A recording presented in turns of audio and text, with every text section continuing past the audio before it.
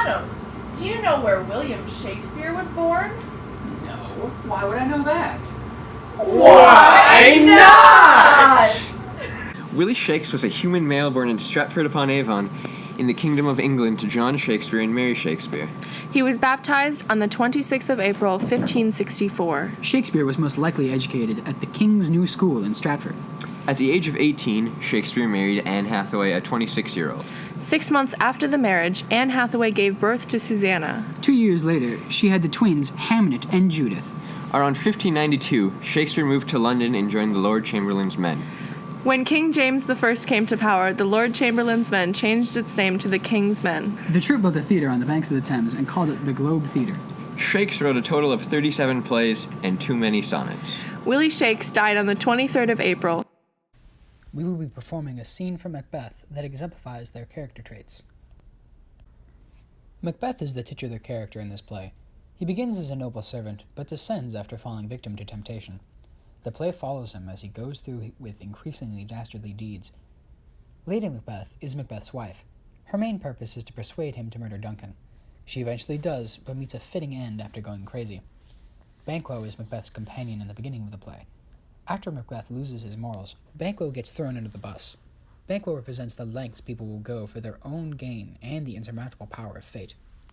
The witches are only in a few scenes, but they also represent the power of fate because they're psychic. King Duncan is the king when the play starts, but he soon becomes a casualty.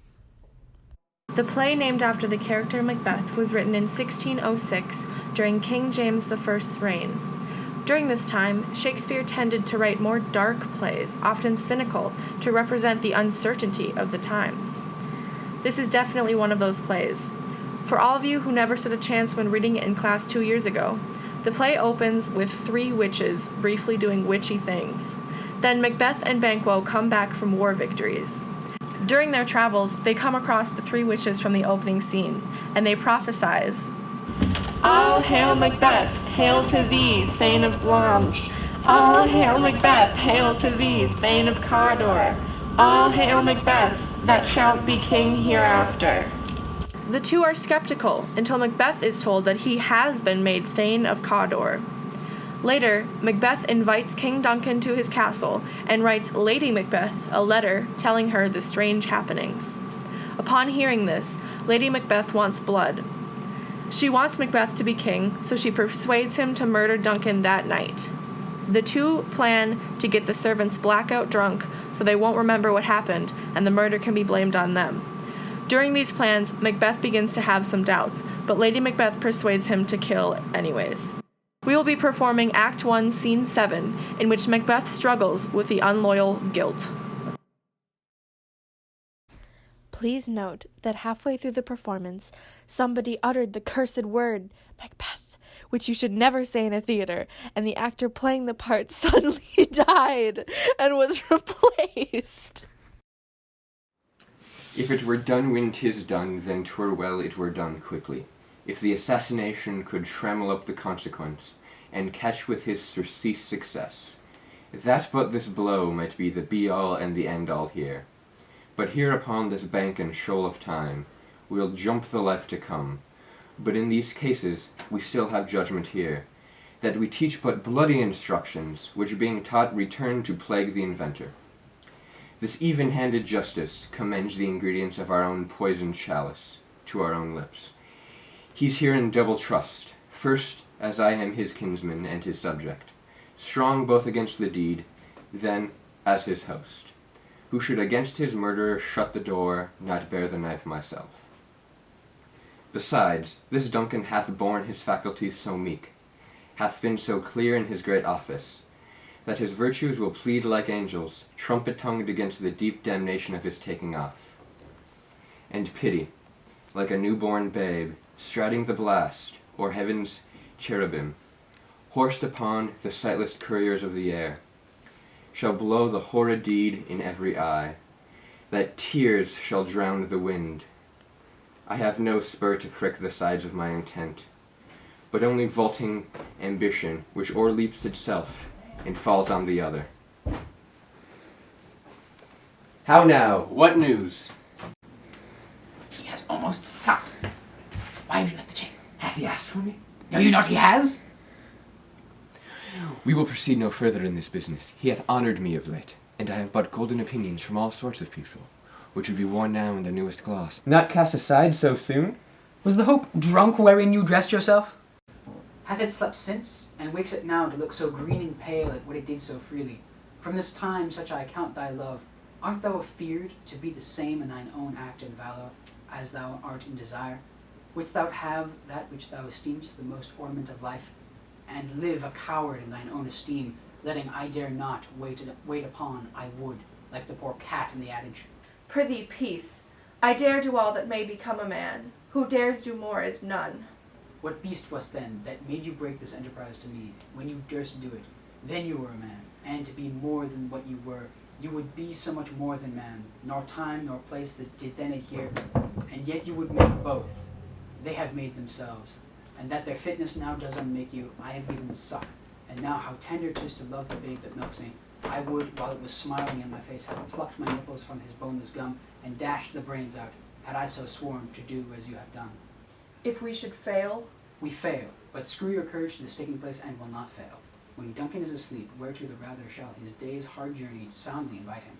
His two chamberlains will I with wine and wassail so convince that memory, the warder of the brain, shall be a fume, and the receipt of reason a limbic only. When in swinish sleep their drenched natures lies in a death, what cannot you and I perform upon the unguarded Duncan? What not put upon his spongy officers, who shall bear the guilt of our great quell? Bring forth men children only, for thy undaunted mettle should compose nothing but males. Will it not be received, when we have marked with blood those sleepy two of his own chamber, and used their very daggers, that they have done it? Who dares receive it other, as we shall make our griefs in clamour roar upon his death?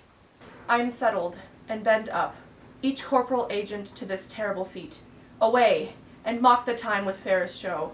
False face must hide what the false heart doth know. After being convinced by Lady Macbeth, Macbeth goes through with the murder of King Duncan. Following the message from the witches, Macbeth sends assassins to kill Banquo, his loyal companion from the beginning of the play. Banquo's ghost visits Macbeth while he is hosting a great deal of the other Scottish nobility, causing Macbeth to rave wildly and further the effort to overthrow him. Seeking comfort, Macbeth goes back to the witches, and they tell Macbeth that he would be safe until Birnam Wood comes to his castle. Lady Macbeth's guilt starts to manifest as mental issues, and eventually leads to her committing suicide. Macbeth's opponents in England raise an army and attack Dunsinane, which leads to Macbeth and his armies being overwhelmed by English forces, and the death of Macbeth by the hands of Macduff. This leads to Macduff being named the King of Scotland.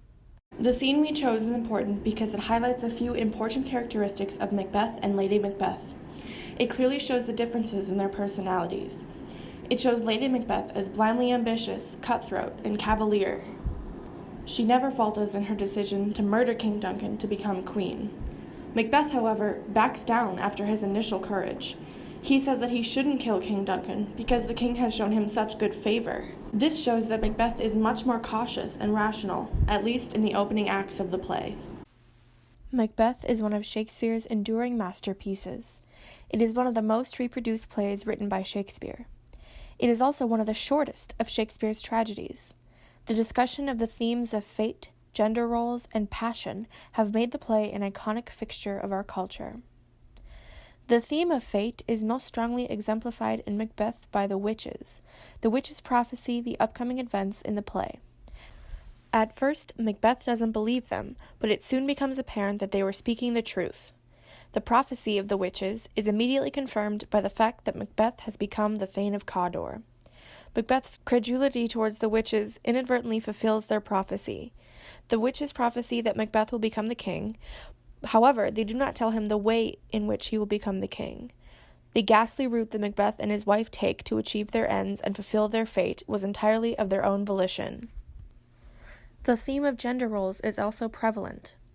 The traditional expectation that the man in the party will be goading on the woman into villainous action is turned on its head in this play.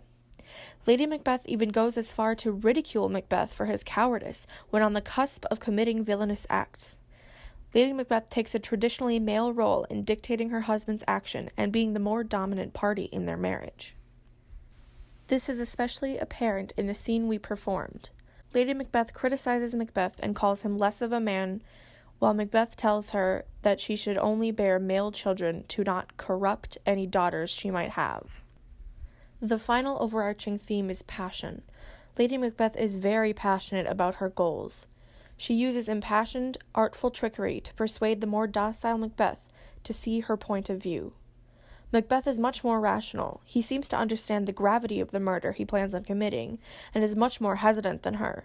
However, Lady Macbeth's aforementioned fiery spirit compels him into action. There is an interesting thematic similarity between Macbeth and one of Shakespeare's earlier plays, King Lear. They both depict female characters as the primary antagonistic forces, with Goneril and Regan driving their father to madness in the opening acts of King Lear, and in Macbeth, Lady Macbeth convincing her husband to murder. The two sets of characters are manipulative and use their silver tongues to get what they want. I liked King Lear more than Macbeth. While they're both quality plays, I thought Macbeth was a bit slower than King Lear. Also, I think witches are pretty scary and creepy, and I got pretty spooked. I think Macbeth and Romeo and Juliet could not be more different as characters other than their tragic ends. Where Macbeth goes against the grain because of a lust for power, Romeo and Juliet go against the grain because of a lust for each other, love, certainly not murder. However, fate does play a hand in Romeo and Juliet as it does for Macbeth, albeit with less weird sisters and chanting.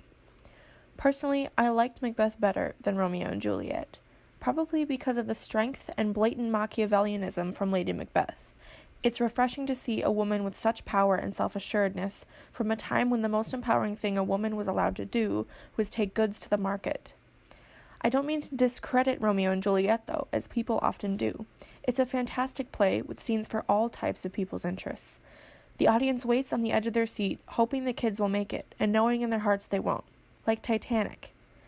Either way, both plays are better than Hamlet whining for 4 acts and then everybody dying by whatever the opposite of a deus ex machina is.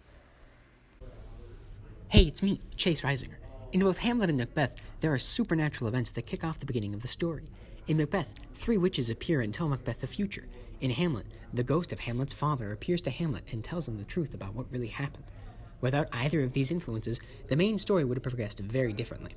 Without the prophecy that he was to be king, Macbeth would never have tried to seize the throne. And without the information about what happened to his father, Hamlet wouldn't have known that his father was murdered. I like Macbeth more than Hamlet. The ending of Hamlet was a total letdown. Everyone just sort of dies in a really anticlimactic quadruple poisoning. That's all from me, Chase Reisinger.